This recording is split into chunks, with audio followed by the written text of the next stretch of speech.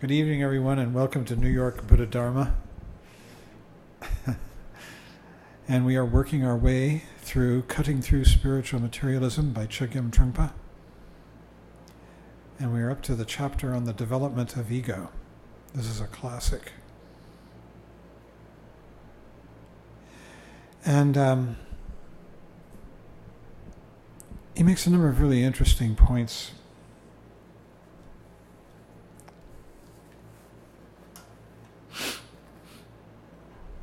I think one of the main points that he's making in this chapter, and it's one that applies to everything in the path, is the danger of trying to improve oneself. And when one does that, takes on that attitude of self-improvement, on the spiritual path, well, you have to have an idea of what's wrong with you, what you're going to improve, right? What's going to be corrected. So it's very uncompassionate towards yourself. You have to have an idea of what's wrong with you. And it sets up a kind of warfare that you're engaged in between what you don't want and what you imagine you do want. And when you engage in that kind of warfare, you reify, you strengthen ego. Because this is what ego is at core. Ego is the attempt to make things better. Ego is dissatisfaction with the way things are and the constant desire to have things be better. And so when we practice, what we are constantly doing is letting go of any notion of I and other, of improvement, of good and bad, and simply coming back to awareness of this present moment, relaxing into the awareness of this present moment. And in fact, that is what we actually are, and this is the way he starts out this chapter, by talking about what we are in truth. And in truth, what we are is open space, lit by the constant arising and passing away in the present moment of phenomena of the six kinds: objects of sight, sound, smell, taste, touch, and mind. And these are the phenomena, these six kinds of phenomena that are arising and passing away in the present moment in space, just the way images arise and pass away in a mirror, just the way images float on a surface of a water and disappear and move on. The same thing. This is what we're living in the middle of. And this open space is in union with knowingness. Space which is accommodating, and knowingness. And he gives you the Tibetan in the beginning of this chapter. The space in Tibetan is ying. In Sanskrit, for those of you who know any of the terms, it's dhatu, like Dharma dhatu or Vajra dhatu. Dhatu means space. Ying, that's Sanskrit, ying Tibetan. And the knowingness that it's in union with, in Tibetan is yeshe, which literally means primordial knowing. Knowing that has no beginning. It began before time. Never began, actually. It's without any beginning. There is no time. It's primordial, knowingness, she. She is to know. The word in Sanskrit is jnana. And what it's saying is that what reality actually is this union of space and knowingness that is constantly being colored, as it were, by the six types of phenomena that arise and pass away like images in a stream, like images in a mirror in this present moment. That is really something to contemplate. It's the core definition of reality and is what is lost when people fall into confusion, which is what he's describing in this chapter, how that happens. You know, the word, you've heard of this, you know, that people who are not enlightened are in the thrall of ignorance. That's the English word that usually translates. The Sanskrit is avidya. Avidya. Tibetan marikpa. Is that right? Yeah, marikpa. Avidya. Avidya means not seeing. Marikpa means the same thing. Not seeing what? Not seeing the space, which is lit with the six nobles. We don't see it. Avidya. We are ignorant of it.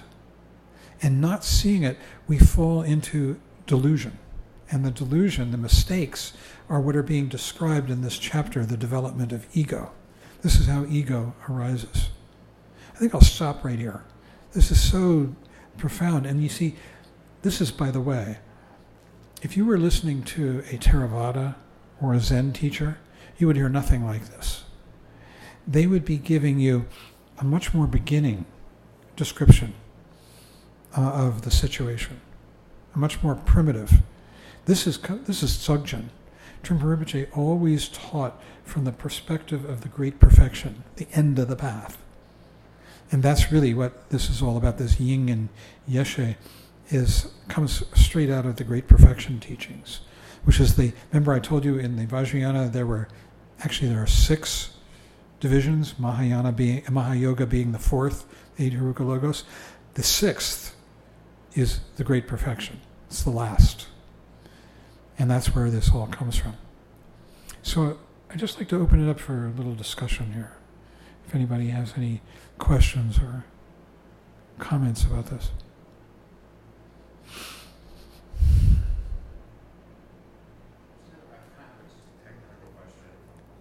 Yeah, Mike.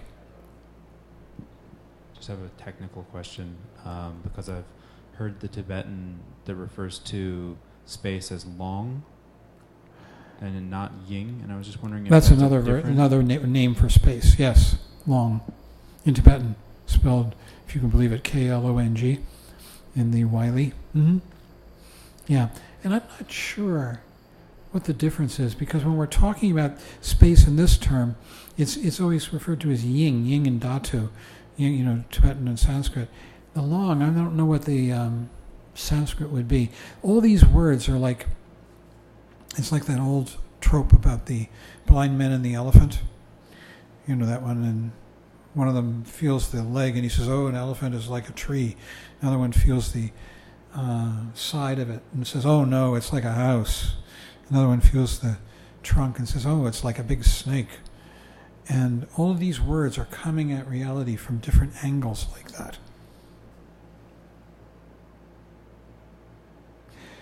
So, the idea is that there is this open space and lit by the 6 nobles that are just flashing in and out of being all the time. And suddenly, magically, as it were, there is a solidification that takes place. This is described in a number of different ways. In this chapter, Trungpa Rinpoche says that what happens is that there is a solidification of the space. What it means is as though you take the space to be a thing that you can point to, that you can name, concretize. If you do that, as soon as you take the space to be a thing like that, it implies a namer, a perceiver, an identifier. So if that is there, the space is an object, then the perceiver is here, and we have the birth of duality. This is the beginning of the development of ego. It's a split that takes place through concretization, and we are ignoring that flowing, open dimension of reality, which is space, and instead now we have 2 things. We have the other, and we have the I. Another way of putting this that he did in a different context was he said, here we are in the middle of all this space with all these things flashing in and out of being, and suddenly one of them emerges as a figure, and everything else recedes into ground. It's like, oh, there's Lane. And everybody else becomes less important because now I'm going to talk to Lane, and I'm going to say, how are you? And everybody else recedes. And we divide the field of experience into figure and ground. We're doing this all the time. We walk down the street and you see somebody who reminds you of your brother or your mother, and that person emerges from the crowd. Everybody else fades away into relative insignificance. And suddenly there's that, and you say, how do I feel about that person? Do I feel affectionate? Do I feel anger? Do I feel, repulsion? Whatever. And so that's another way of describing how this split takes place.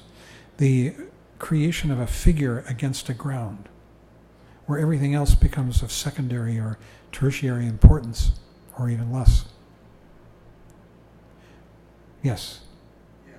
This is the first skanda, the birth of form.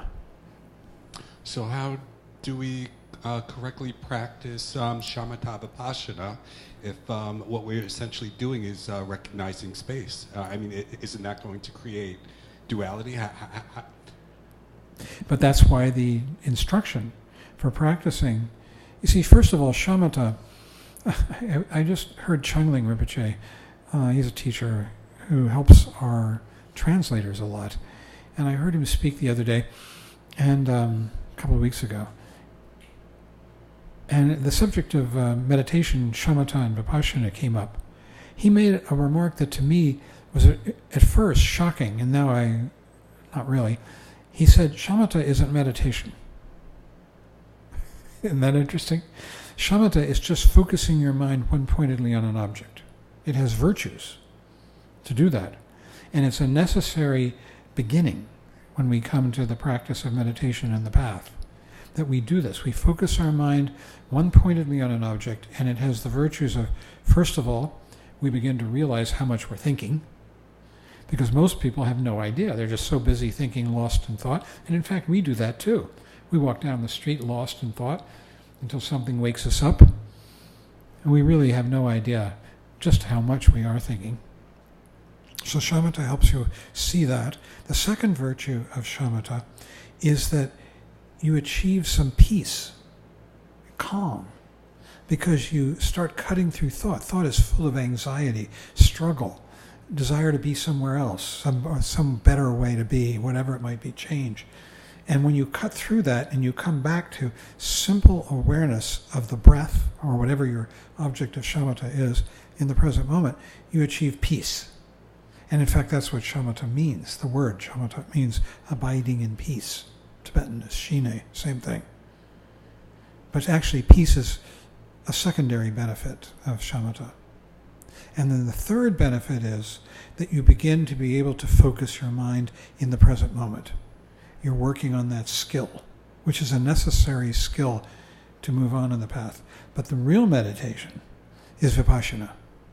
And what vipassana is guess what? Coming back into space.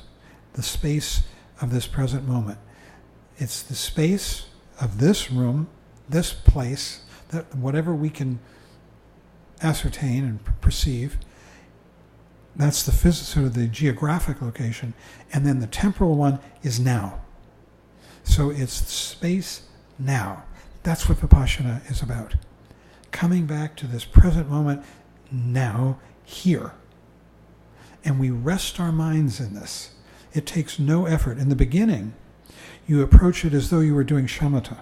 You concretize it. You make this space into a thing, this room. You have it subtly or grossly. And what happens is the more you do this practice, the more it becomes real. Because in fact, this is where we live. We live in this space, right? And we live in this present moment now. So that need for focus and concretizing it dissolves.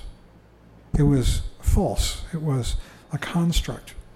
And we let it go as we learn how to relax more and more into this natural, open state of awareness, which is vipassana. And then we can begin to do it as we walk down the street, and as we, You wouldn't practice shamatha while you're driving a car. What are you going to do? Watch your breath while you're driving your car? That could be seriously dangerous. But vipassana make you a better driver, because you're coming back out of thought into the present moment.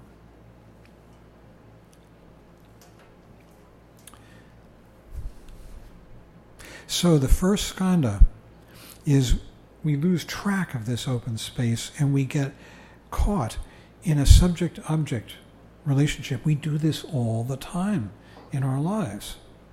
We're completely aware, and suddenly we're looking at something and we're having a relationship. That piece of roast beef, I'd like to eat it. That piece of chocolate, whatever it might be, or that beautiful sound, that horrible sound, that horn that just went off. And we have a relationship, and it's I and other, and we want to do something about it. Which brings us to the second skandha, which is Vedana. In Sanskrit, it's feeling. And it means feeling. And what we're doing is we're having split into I and other. We want to feel the quality of this other. Is it for us, against us, or indifferent, neutral? And we reach out, and there are all different combinations of those too. And so that's the quality of reaching out to the quality of other. Because now that we're in an I-other relationship, immediately, you see, ego, which is the I, knows that it's just a bounce. It's a bounce from that to this. And when you stop bouncing, it's going to dissolve. It's going to die. It's going to go away. So ego wants to keep the game going, the bounce. Ego constantly needs something out there to relate to prove that it's here. I remember somebody once asked Rinpoche, what's the purpose of fear? And he said, the purpose of fear is to prove that I exist.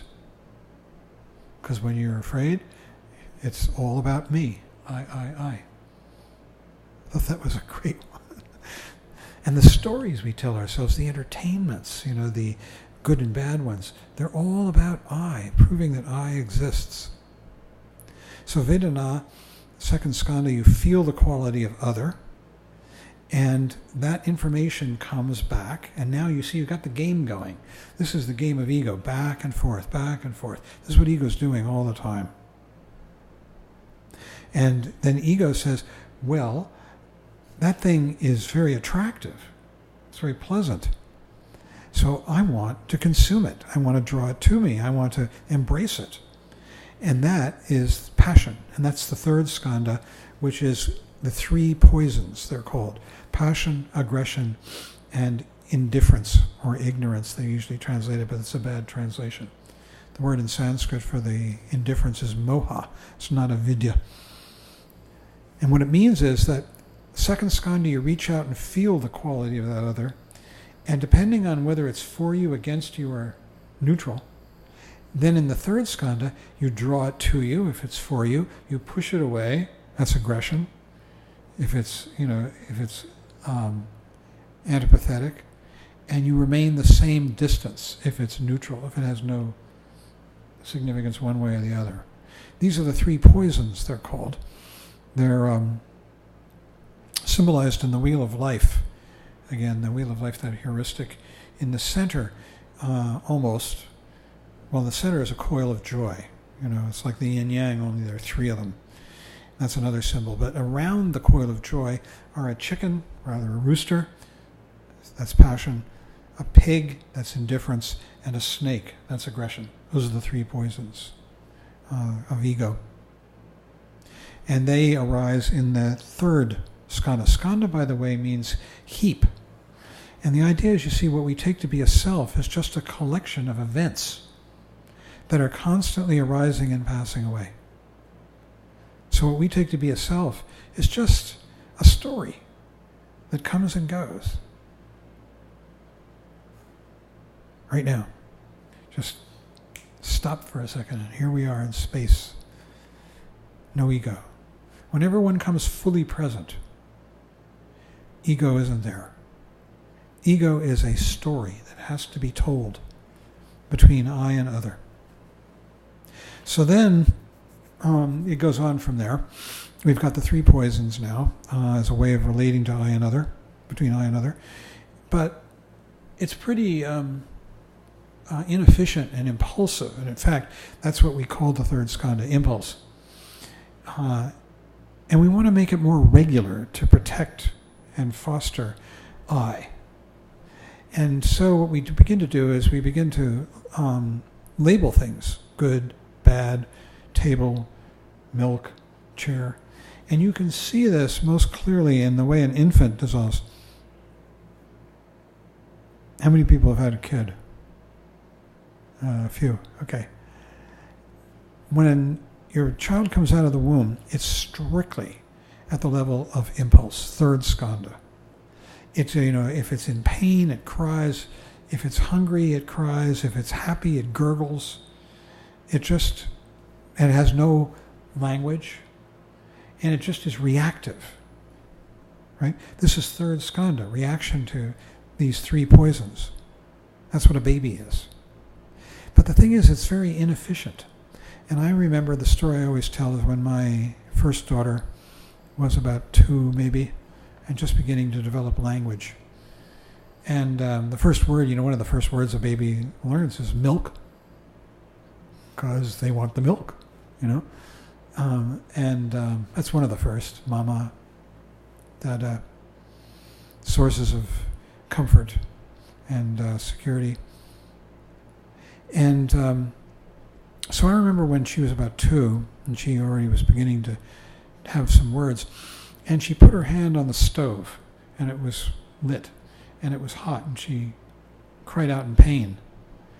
And her mother pointed to the stove and said, "Hot, hot." And she learned the word hot. And after that, she would walk around, and whether the stove was lit or not, she would point to the stove and say, "Hot." And she learned it.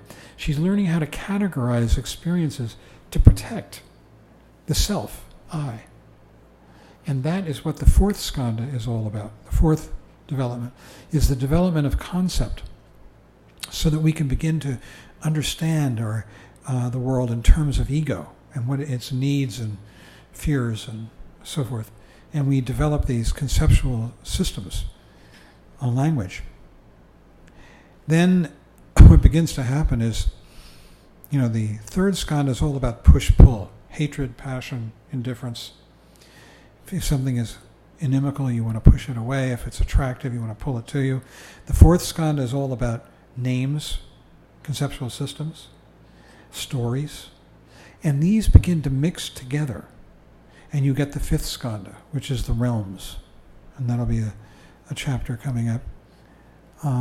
These are the emotional, full-blown emotional states. Emotions are always combinations of story and energy. So you're angry at that person because they insulted you. You're in love with this person because they're so kind and sweet to you. You're friends with this person because they make you feel happy. And you have these storylines that we apply and which generate feelings, or sometimes feelings generate stories. So for instance, you're driving a car and somebody pulls out in front of you suddenly and scares the heck out of you, and you get really angry. You say, "That son of a bun, they don't know how to drive. What are they doing? I'm going to call the cops," and all that kind of thing. And you develop a story coming out of that fear. On the other hand, sometimes, you get a phone call and you hear your account's overdrawn, and it arouses a feeling, of panic. Oh my God, my checks are going to bounce, or you get the message, what do you get? You get text messages these days. You don't get phone calls. And so that story can provoke a figure. They go together, these energetic feelings and the stories. And that's the fifth skandha, and it's the fully developed ego. And it's depicted in terms of the realms, what are called the 6 realms, or sometimes they're called the 3 dhatus. It's another use of the word dhatu. because this is a full picture of samsara. The wheel of life is actually a picture of one of three, well, the most important one, areas of samsara. In the wheel of life, you've got the 6 realms, right? And the 6 realms are going from the bottom to the top, the hell realm, which is the most painful and horrible. Above that is the realm of the hungry ghosts. These are beings that are tormented by feelings of hunger of one kind or another. Above that are the animals who are stupid. This is, right?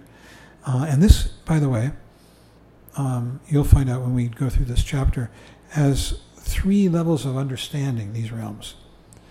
On one level, we're actually born into a realm. So all of us are human beings. And your dog or your cat is an animal, right? On another level, second level, as human beings, we have neuroses that are characterized by these realms. And these last for a long time and characterize our sort of fundamentally neurotic state of mind. So, for instance, you can walk down the streets of Manhattan, especially Lower Manhattan or the East Village where I live, and see hell beings. You know, people who are human beings, but their mentality, they're lost in hell. Some guy walking along screaming. I saw this the other night. It's scary. You know, you want to stay away from those guys. You never know where they're going to go next. And he's screaming to nobody in particular, just talking to the air. And it's a hell being. And you can have the mentality of a jealous god. Above the animal realm is the human realm. That's the realm of passion. And above that is the realm of the asuras, the jealous gods. It's the realm of jealousy. So, jealous gods want to become gods. And they can see the God realm, and they want in. And so they are storming the gates of heaven. They're like sieging. And I think of people who want to be rich and are working really, really hard and sometimes very smart and are real warriors on the path to wealth as being jealous gods. And you can have that mentality and you will keep it for a long time. Now, probably most of us in this room have the mentality of being humans. Human realm is the realm of passion. You know, you like your hot dog with mustard and relish, or you like that Chateau Lafite 89, or whatever it might be, or that particular Van Gogh that really lights you up. And this is the realm of sort of appreciation and passion. But even whatever our ongoing realm is, we'll pass in and out of the other realms moment by moment. Somebody comes up and insults you, you get angry, you're in the hell realm. Somebody comes up and, it compliments you, you feel pleasure, you're in the God realm. This is the 5th skandha.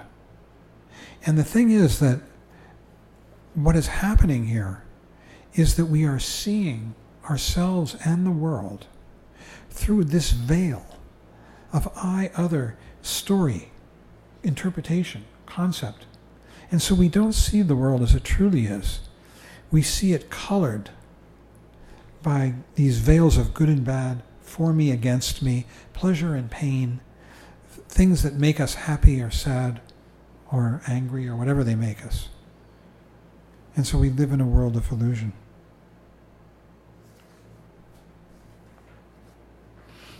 A world of delusion.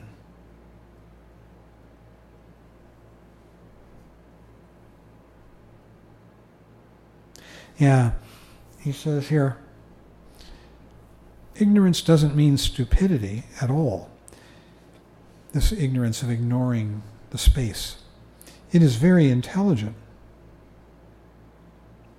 But a two-way intelligence, that is to say, one purely reacts to one's projections rather than just seeing what is. It's because one's in this I-other thing all the time.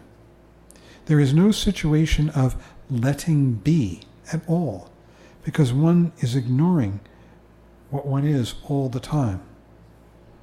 That is the basic definition of ignorance. We're ignoring what we are, and we're engaging in this I-other game all the time. That's why, really, one of the definitions of meditation is letting be.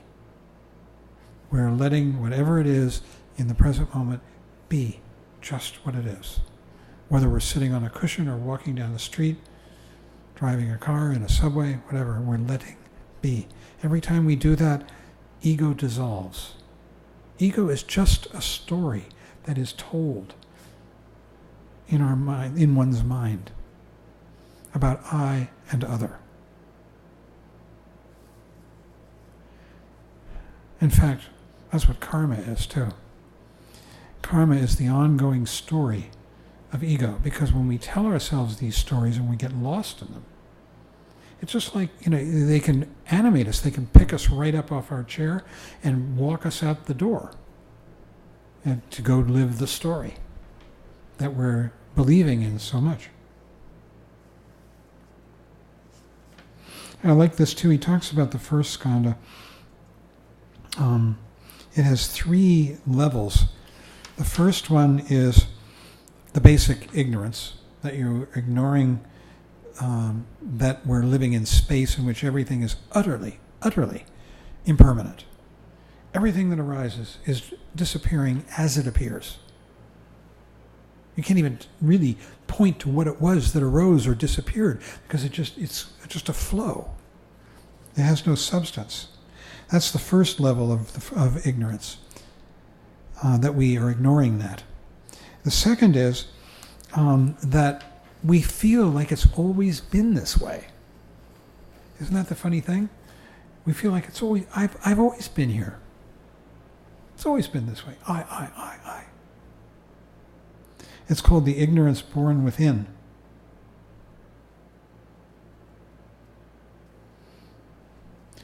And then the third level is that one begins to contemplate oneself as though we were an external object, and we think about me and my well-being, me and my unhappiness, me and my accomplishments, me and my. That's the third level of that first skandha. Talks about the monkey. I don't think we need to go into that. The monkey's just in the house with the 5 windows.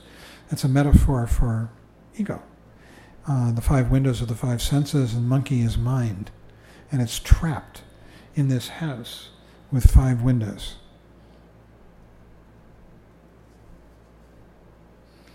He talks about a blackout. And that's kind of hard to understand. What it means is that we are deliberately ignoring the space. We are deliberately becoming absorbed in I and other. And the main purpose of these stories that we tell ourselves, which are fraught, right? They're fraught with all kinds of anxiety, is to prove that I is here, the hero or the heroine of the story.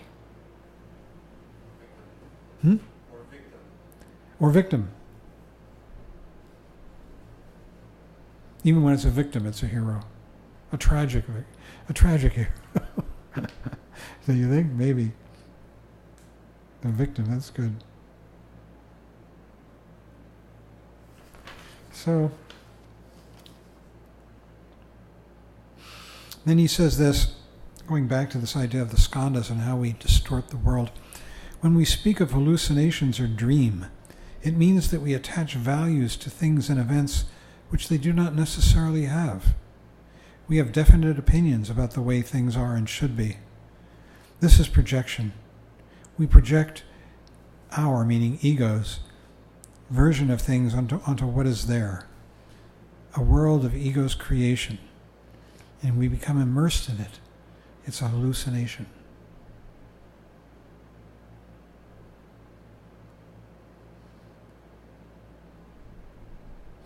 I have a friend whose son is institutionalized, and he has hallucinations that are beyond. The FBI is looking for him. And worse. So there were some things in the Q&A that I thought were really terrific. He says, the problem is duality, warfare, in terms of I and my opponent. The only answer is to find the primordial space again. And that's what we do. We come back In our meditation practice, you're thinking, you see it. In the instant you see your thoughts, you're not in them. You don't have to do anything more. If you're doing anything more, then you are engaging in the self-improvement project again. Instead, you just relax into that awareness.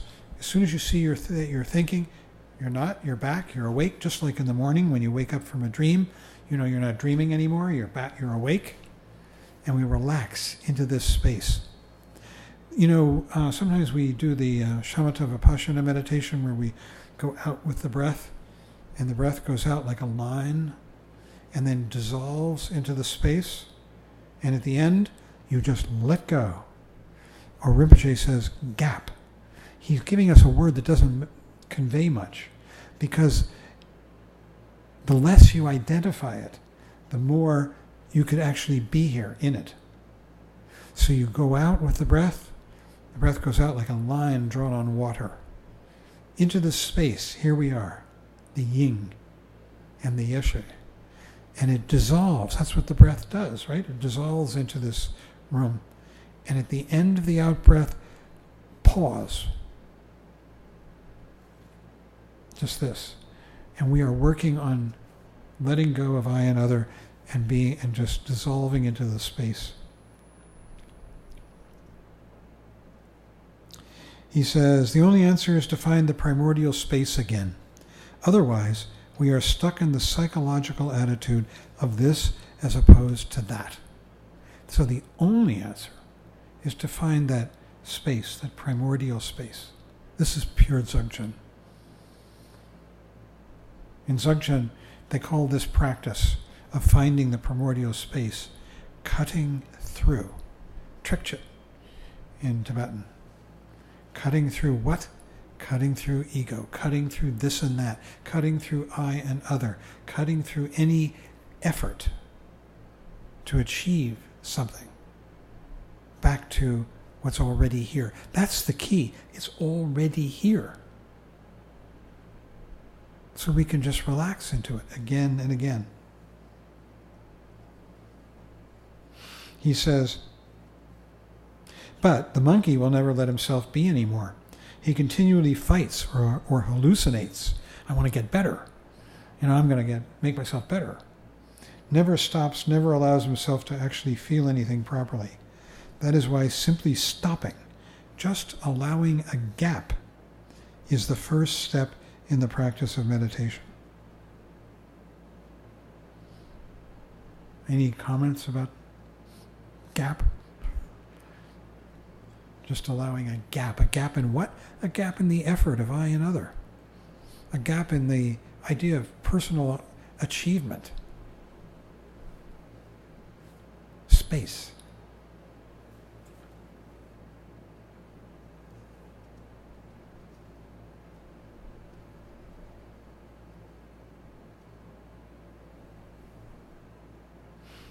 Yeah.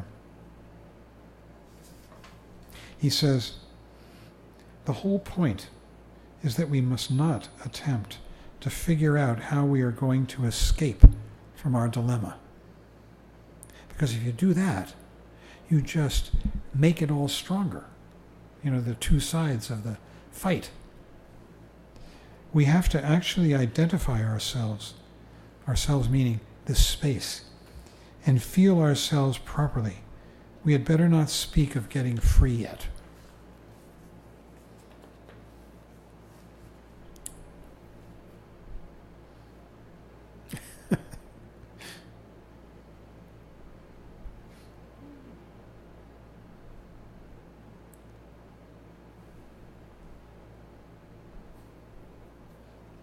Any questions, comments, complaints, analyses? Joe, pass it to Joe.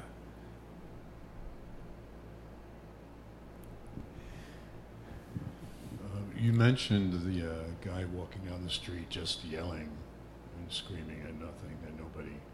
Would you say he was angry or mentally ill? Would I say that of him? Yeah. Either. Both. So does that mean the mentally ill are in the hell realm? Mentally ill what? Or in the hell realm? Mentally ill, I mean, in a sense, anyone who's not enlightened, anyone who's in any realm, to any degree, is mentally ill. It's just a matter of degree. The hell realm is a terrible place to be. It's full of pain and suffering and fear, hatred. The main emotion of the hell realm is hatred, and it's hatred because you feel like you're being attacked everywhere. And so it's claustrophobic. It's full of heat. It's a bad place to be. So the person you had mentioned that thinks that the FBI is after him. Person what? You mentioned that thinks the FBI is after him. He has these hallucinations. He's not in the hell realm. No, I wouldn't say that. He's not consumed by anger.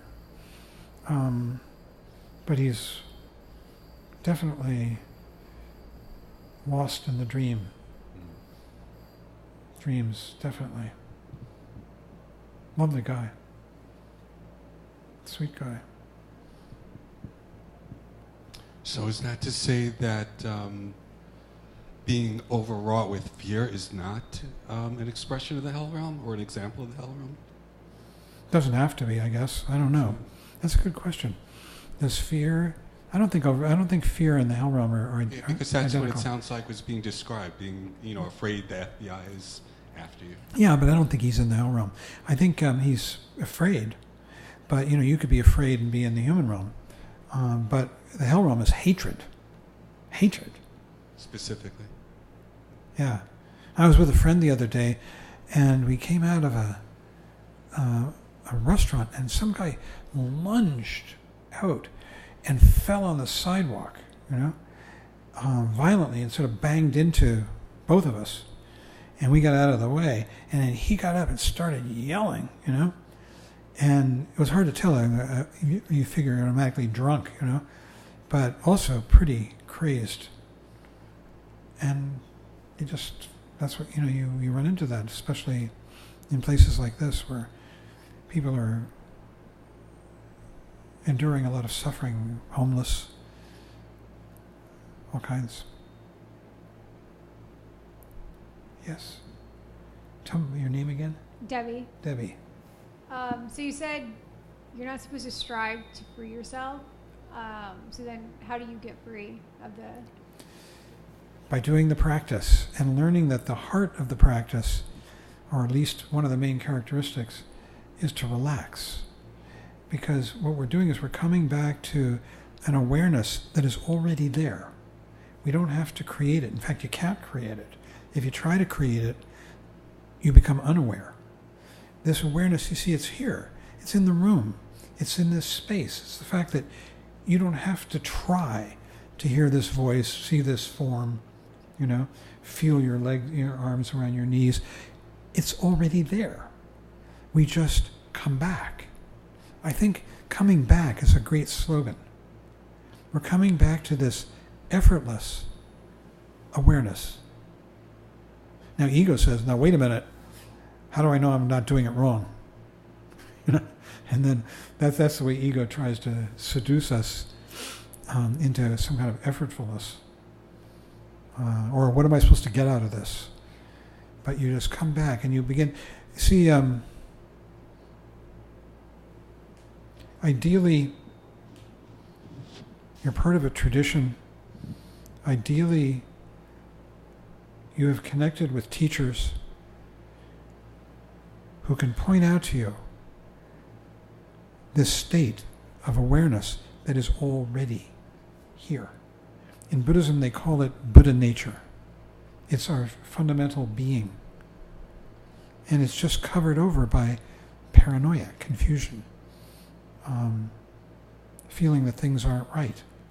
These mistakes of ego, this concretizing of dividing the world into I and other, which is completely arbitrary and unnecessary. We could just relax into this. So, one of the interesting things about this, we come to this path and we think, well, I know things. I know Lane. I know the floor. I know the sound of this voice. I know it. And so there's this relationship of knowing that is attached to I and has an object of knowledge, right? That's the normal idea of knowing. But what Buddhism is teaching us is that in the present moment, and that's all we ever have, the rest of it's dream. Past you can't find anymore, it's just a story you're telling yourself. The future is again a story. This is what's real. And in this moment, knowingness is not subject-object. It's a property of the field that we are in. The whole field of this room, this sound, is lit with knowingness. It's in union. That's why they talk about the union of space and knowingness, primordial knowing. They're in union. It's the idea of I and others, an add-on. It's an extra comment.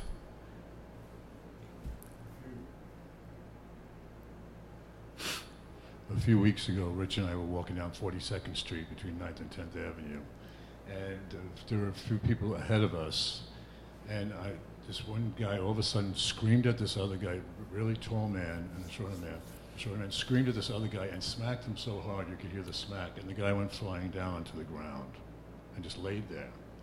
And all these people just walked by totally indifferent, which seems like one of the worst things you could be, is indifferent. You think indifferent or maybe afraid? I think it was a combination of fear and indifference. They were protecting themselves, but they were also indifferent because this man was obviously hurt. So Rich and I stood there for a minute to assess the situation, and we reached out and helped them get up. It was just an example of the hell realm, with this guy smacking this guy down to the ground, and these people not doing a thing, but with indifference or fear. Yeah.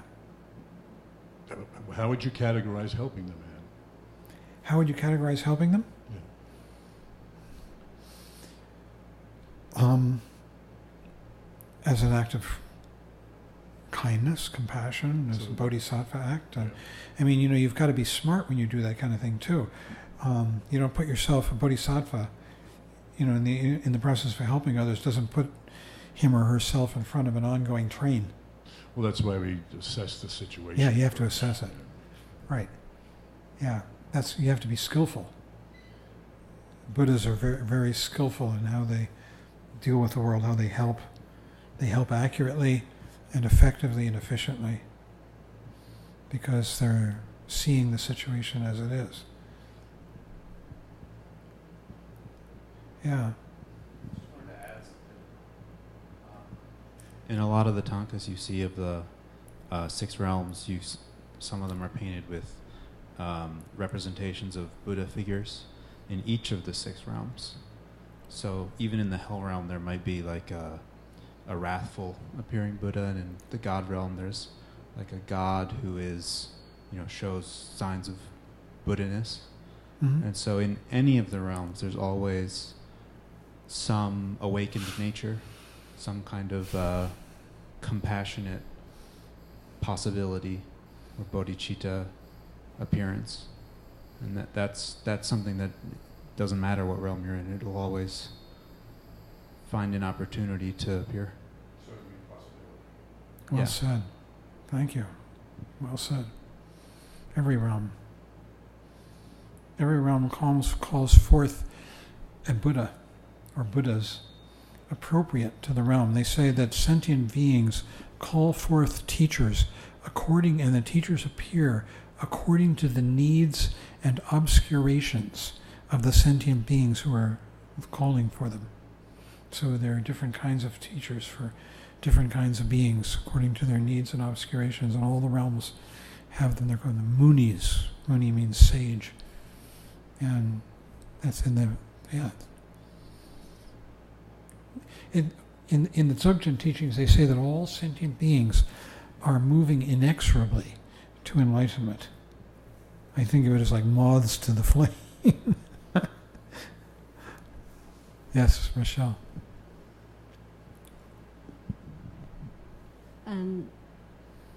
Sometimes you notice that in a society,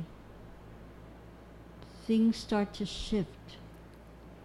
And when you look at a society, let's say in a city that you live, when certain things start shifting to a different way of the way human beings live and conduct themselves, there's a certain decorum among people. And when that decorum starts to get degraded, then you see that the society we're living in has changed.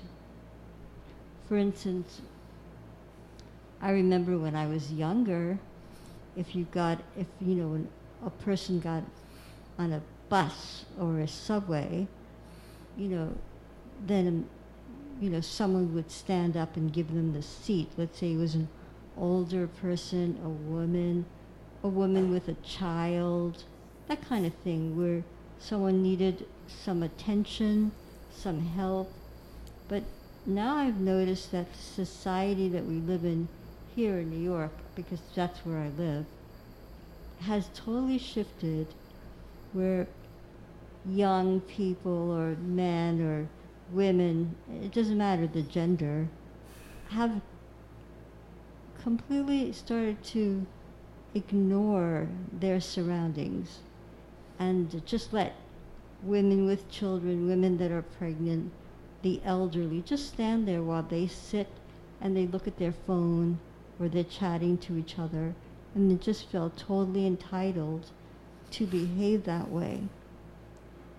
And when you see those kinds of shifts in society, then you know that the society has become somewhat degraded. And just like Joe was saying, that you see someone gets punched down to the ground and is injured, and people just keep walking. That's kind of a degraded way of behaving, because usually people will go to someone's aid. Anyway, then that's kind of like walking down the street or being on a bus or a subway and being in that space. Because when we're in that space, that's our reality in that moment, and nothing else is going on. That's it. That's how we view what's going on in our reality in that moment. And so it's up to us to say, well, should I give that person my seat?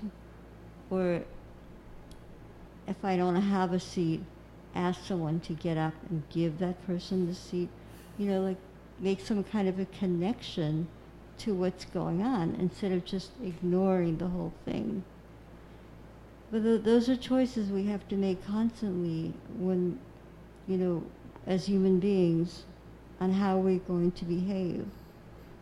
And like recently, like last year, I was in Berlin, and I was at a party that, someone I knew invited me to, and in this party they had a balcony, and people were sitting out there.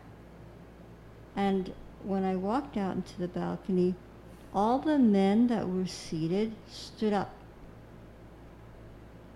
And I was kind of surprised.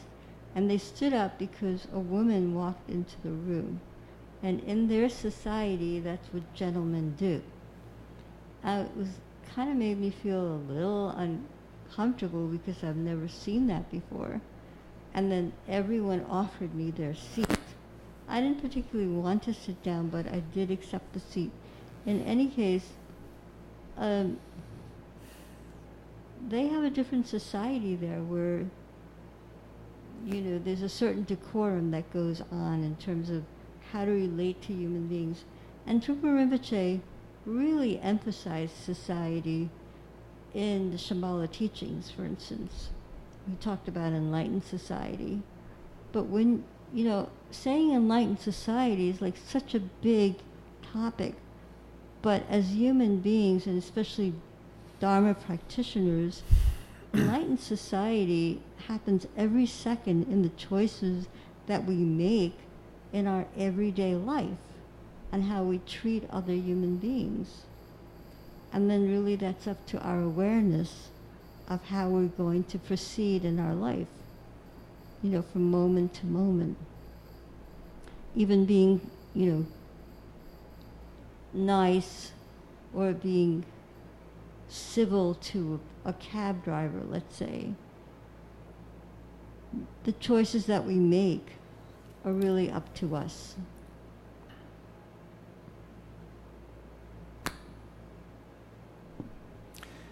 Well, on that note, perhaps we should choose to end. Unless anybody has something burning that they want to say. Carmen does. Yeah, come on. Oh, no. Let's hear her.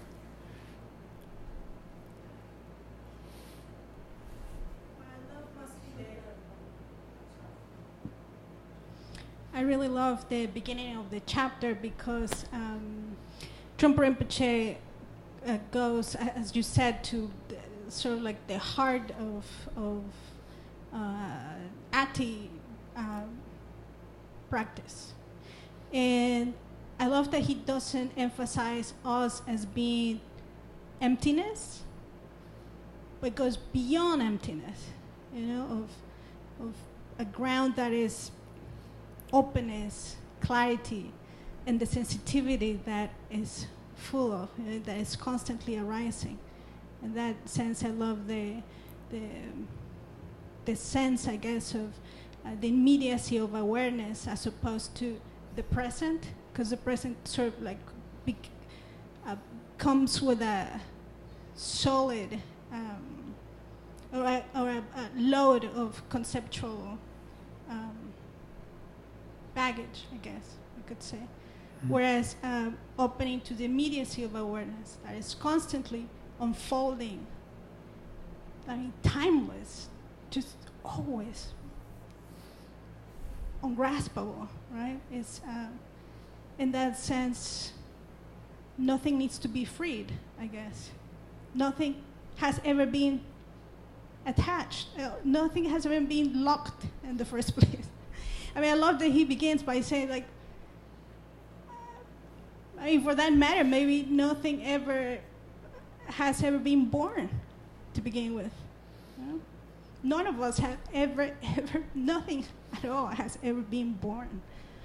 So what are we doing, sort of talking about all this illusion thing, all this mayas, right, that we like to entangle ourselves with. So I think it's wonderful that he comes once again to remind us of that ground that already is there, that's what we are, that there's, we cannot even say we cannot say anything about it, right? So I was thinking about Lane's question earlier. It reminded me of a question that I asked my teacher a while ago, related to the practice, because this we see reflected during a sitting meditation practice, right?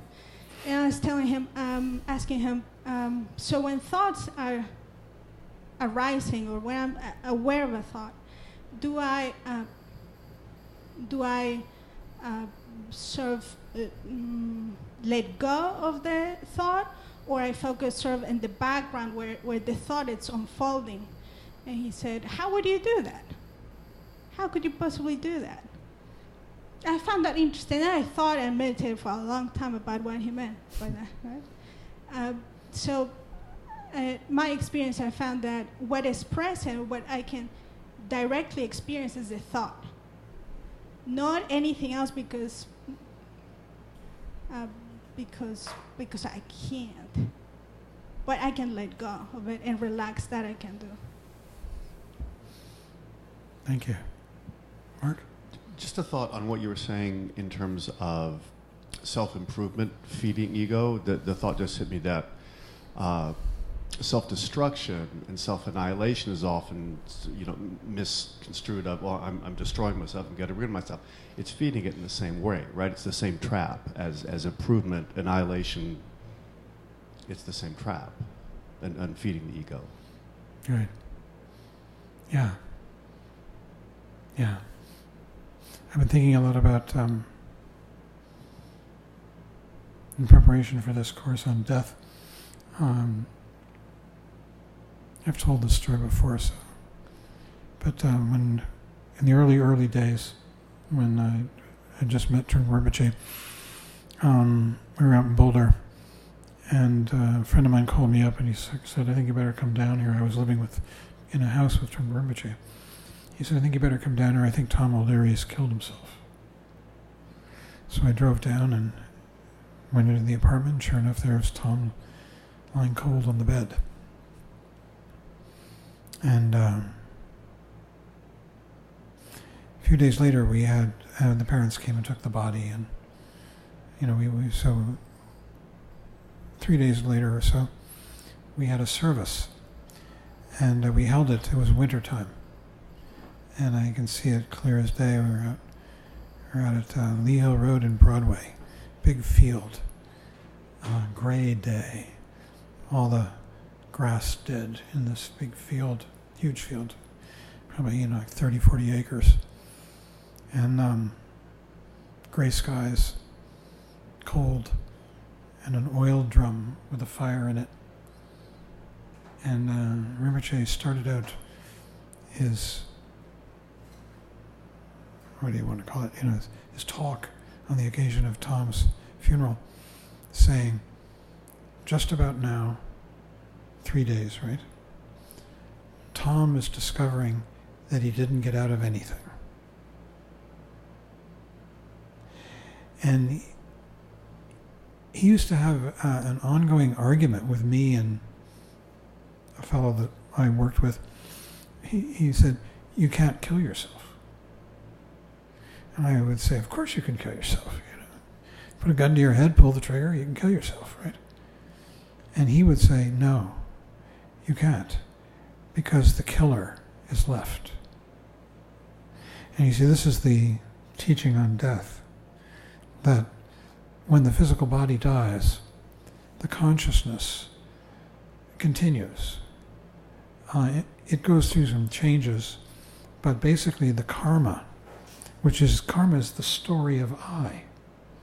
My virtues, my failings, my things I've suffered, and and the things that I've achieved, and all these I things, that make it so that you see the world in a particular way. You like dogs, you don't like cats, whatever it might be. You have all these preferences.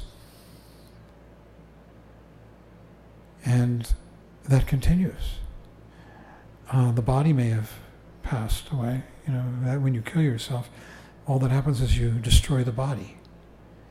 But the consciousness, with all of its hopes, fears, predilections, tendencies, tastes,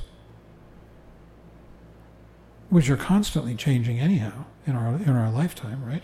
They're always changing, our tastes and what we're afraid of and hope for and all that. That continues. It's an ongoing, unfolding story, rolling forward. Interesting, huh?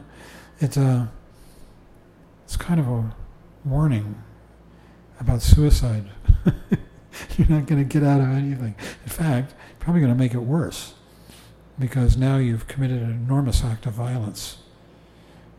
Suicide is the most violent of all crimes. And when you murder another person, you're killing one person. But when you kill yourself, you're rejecting, murdering the entire world. And so that's why it's, from a Buddhist perspective, it's the most heinous crime. So anyhow, how did we get onto that? But this idea of not being able to kill yourself, because the killer is left. The one who had the intention, the dream of a better way to be or not be.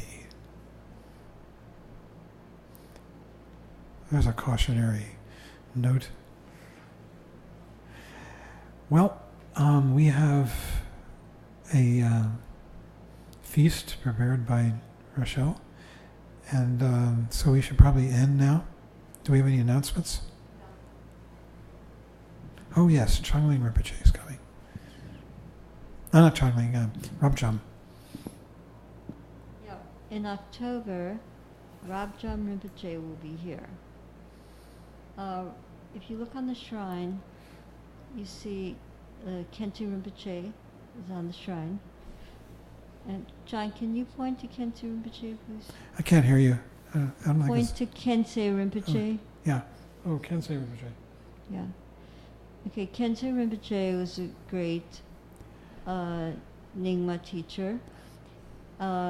He passed away in the early 90s. And he had a grandson who he raised. And the grandson, his name is Rabjam Rinpoche. Rabjam Rinpoche, besides being educated by Khyentse Rinpoche and being his grandson, is the reincarnation of 3 very important tertons. Tertons means treasure, discoverers of texts. Yeah, himself. That's his reincarnation. But then also, he's the grandson of Khyentse Rinpoche, who's a great Nyingma teacher. And he will be here in October, and he'll be doing, as far as I know, about 5 things. One, he'll be in Westchester, and in Manhattan, he'll be giving an empowerment and a public talk on 2 different occasions. And then also, in the Tibetan community in Queens, he'll be doing things for the Himalayan community. And there's going to be a flyer coming out in an email form, and also regular flyers. And we'll send out to our mailing list. Right, so if you're on our mailing list, you'll get it. Yeah, but I highly recommend that everyone get a chance to meet him and study with him. And the tickets are really inexpensive. For the public talk, it's $20. They made it very inexpensive so that people could go and see him. So should we do the dedication of merit? Okay. By this merit, may all attain omniscience, may it defeat the enemy, wrongdoing, from the stormy waves of birth, old age, sickness, and death, from the ocean of samsara, may I free all beings by the confidence of the golden sun of the great east. May the lotus garden of the Rigdon's wisdom bloom. May the dark ignorance of sentient beings be dispelled. May all beings enjoy profound, brilliant glory.